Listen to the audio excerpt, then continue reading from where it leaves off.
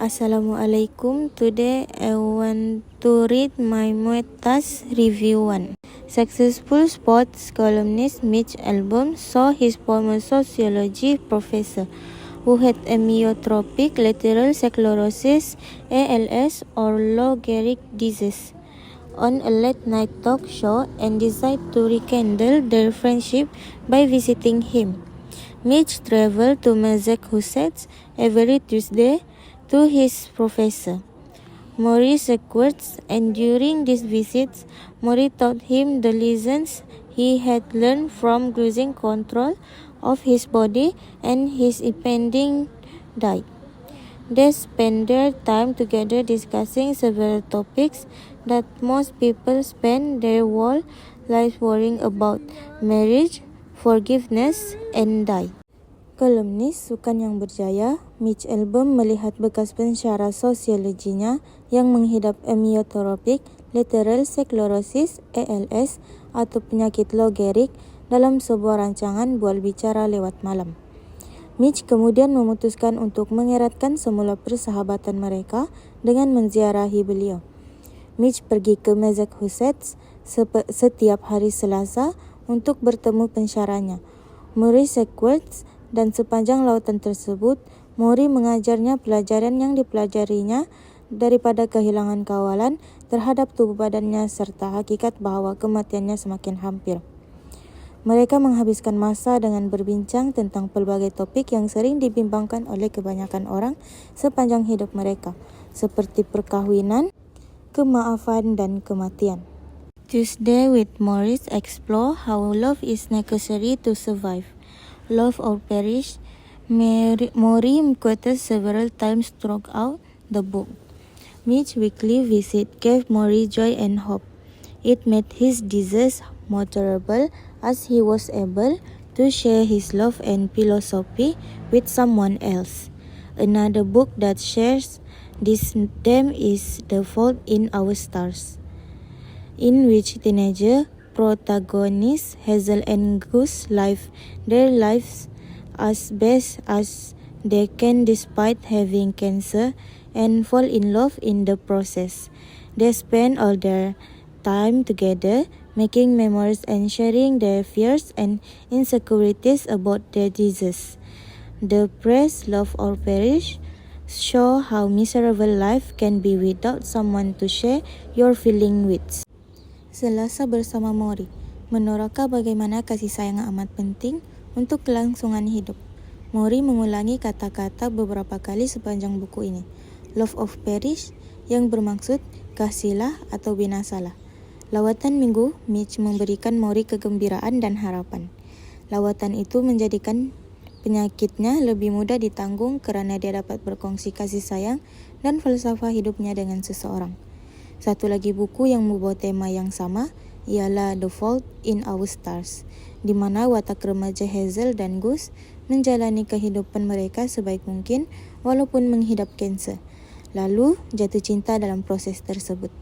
Mereka menghabiskan masa bersama-sama, mencipta kenangan dan berkongsi ketakutan serta tidak yakin tentang penyakit mereka.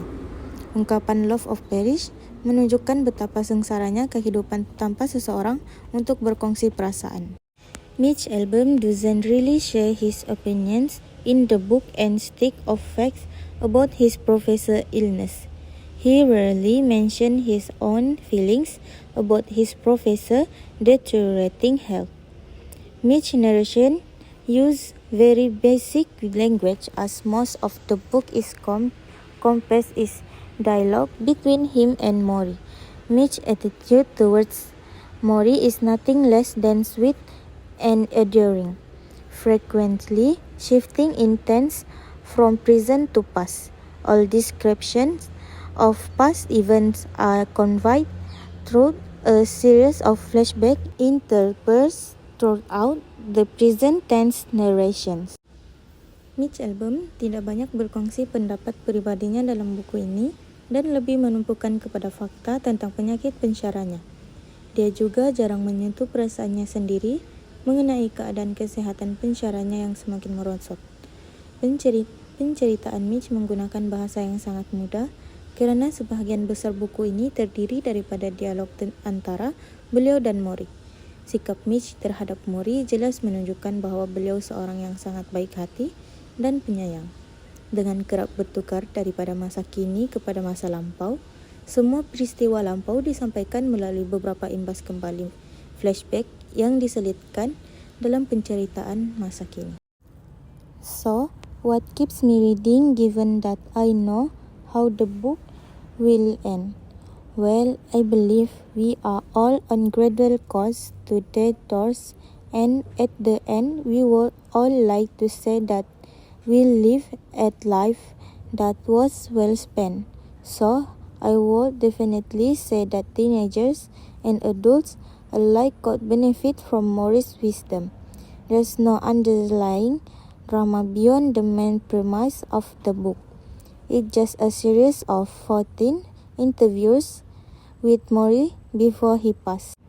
Each interview covers a different aspect of life, from money and relationships to forgiveness and the fear of aging. Over the course of the book, I fell in love with Mori's courage and positivism in the face of horrific, debilitating effects of his disease. To all young people out there, To Stay with Mori is a book you mustn't miss. Jadi, apakah yang membuatkan saya terus membaca walaupun saya sudah tahu bagaimana pengakhiran buku ini? Saya percaya kita semua sedang menuju ke arah kematian sedikit demi sedikit. Dan pada akhirnya, kita semua ingin mengatakan bahawa kita telah menjalani kehidupan yang bermakna. Oleh itu, saya percaya bahawa remaja dan orang dewasa boleh mendapat manfaat daripada kebijaksanaan Mori. Buku ini tidak dipenuhi dengan drama selain hakikat bahawa Mori sedang nazak. Buku ini hanyalah satu siri temu bual bersama Mori sebelum beliau meninggal dunia. Setiap temu bual membincangkan aspek kehidupan yang berbeza, daripada wang dan hubungan sehinggalah kepada isu pengampunan dan ketakutan terhadap penuaan. Sepanjang membaca buku ini, saya benar-benar mengagumi keberanian dan sikap positif Mori dalam menghadapi kesan penyakitnya yang sangat melemah. Kepada semua orang, Tuesday with Mori ialah sebuah buku yang tidak patut anda lepaskan. As soon as I started reading Tuesday with Mori, I was hooked. It is an inspirational recount of one man's life. I have noticed that older people didn't seem to complain as much as teens my age do. And I like that they give advice based on their experience. I love this book and I strongly recommend it to all of my friends.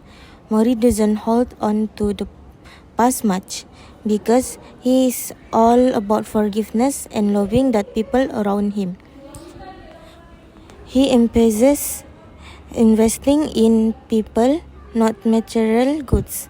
After all, when all is said and done, we will remember not by our bank accounts or stock portfolios, but by the time we spend listening to friends or helping a family member. Sebaik sahaja saya mula membaca Tuesday with Mori, saya terus tertarik. Buku ini merupakan kisah benar yang penuh inspirasi tentang kehidupan seorang lelaki.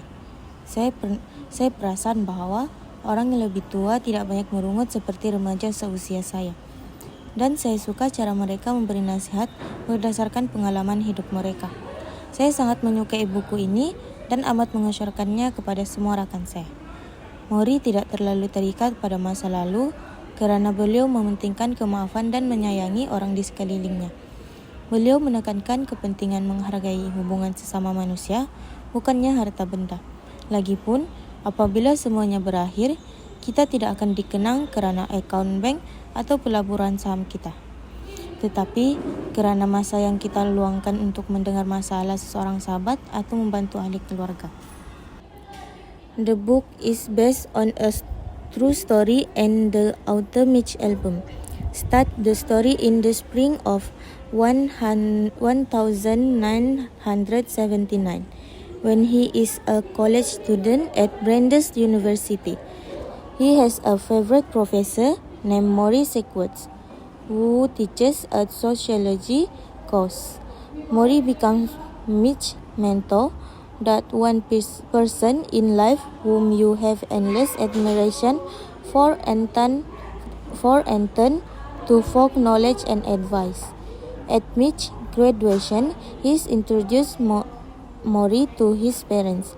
"You have a special boy here," says Mori. Mitch promised he'll stay in touch, but he doesn't. 15 years later, Mori is stricken with an incurable illness called amyotrophic lateral sclerosis (ALS). By then, Mitch had settled in Detroit and was a successful sports journalist. Although he made a lot of money and had a lot of material things, he was not happy. Buku ini berdasarkan kisah benar dan penulisnya Mitch Albom. Memulakan cerita pada musim bunga tahun 1979 ketika beliau merupakan seorang pelajar di University Brandeis. Beliau mempunyai seorang pensyarah kegemaran bernama Maurice Sequoias yang mengajar kursus sosiologi. Mori menjadi mentor Mitch, yaitu seorang yang sangat dikagumi dan menjadi tempat untuk mendapatkan ilmu serta nasihat. Semasa majlis graduasi Mitch, beliau memperkenalkan Mori kepada ibu bapanya. Mori berkata, "Kamu mempunyai sesuatu yang istimewa ya." Mitch berjanji akan terus berhubung dengannya, tetapi dia tidak menaikkan janjinya. 15 tahun kemudian, Mori disahkan mengidap penyakit yang tidak dapat disembuhkan, yaitu sklerosis lateral amyotrophic (ALS). Pada masa itu, Mitch telah menetap di Detroit dan menjadi seorang wartawan sukan yang berjaya. Walaupun beliau memperolehi banyak uang dan memiliki banyak harta benda, beliau sebenarnya tidak bahagia.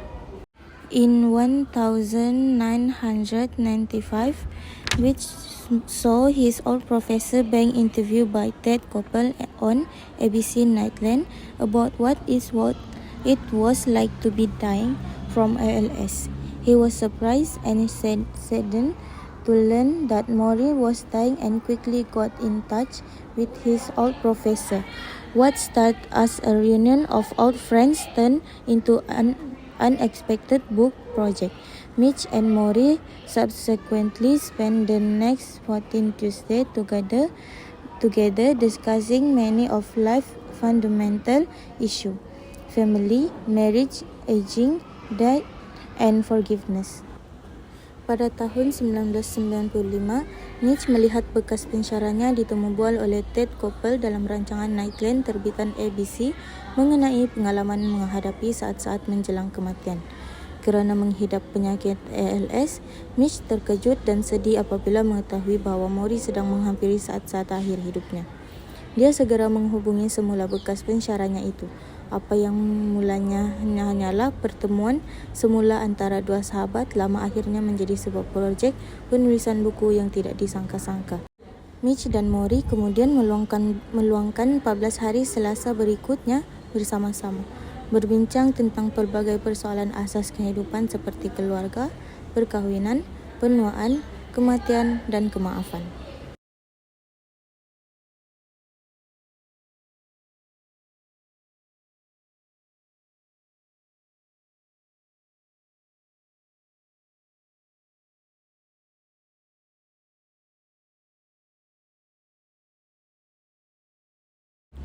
Just all from me. Thank you.